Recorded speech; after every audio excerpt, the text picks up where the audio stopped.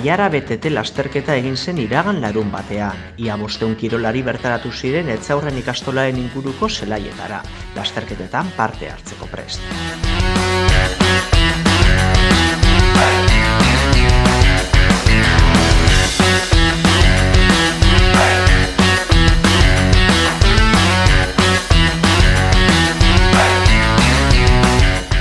Seguir apostando por el mountain bike, que aquí la verdad es que en Álava estaba totalmente perdido lo que eran las pruebas de competición y sobre todo el XCM, porque lo que se hacía era el XCO, que es lo único que se hacía antiguamente. También incluso para la vasca es la única prueba que se hace.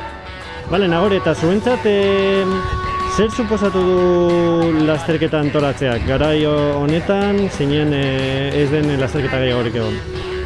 Bueno, a ver, pasaren urtean egin nahi genuen, baina azkenean pandemiarekin ezin genuen egin, eta bidezkak eta dana prestatzu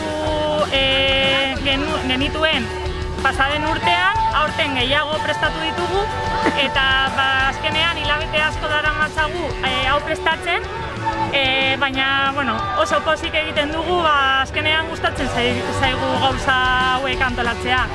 Eta zenbat lasterkarik parte hartu dute gaurko proban? Ia 500 pertsona apuntatu dira bai txapelketan txapelketa eta martxan batuta. Eta hori, alde batetik txapelketa izan duzu eta bestetik martxa. Izan da ahalik eta jende gehien izena emateko edo?